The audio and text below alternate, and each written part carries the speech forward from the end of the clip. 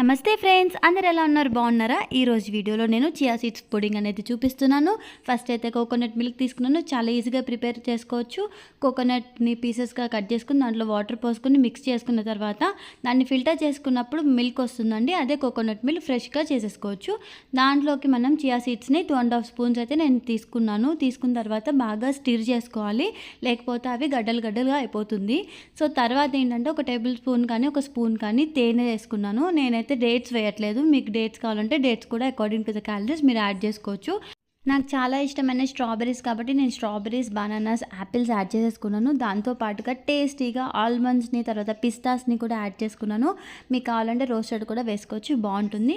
లాస్ట్లో మంచిగా pumpkin seeds, sunflower seeds add చేసుకున్నాను. ఆల్సో నేను వాల్నట్స్ కూడా యాడ్ చేసి చూసాను ఎలా ఉంటుందో అని. సో ఫైనల్గా లిడ్ పెట్టేసి రిఫ్రిజ్లో పెట్టేసి మార్నింగ్ ఫ్రెష్గా సర్వ్ చేసుకోవడమే. ఇంతే. Thank you so much for watching.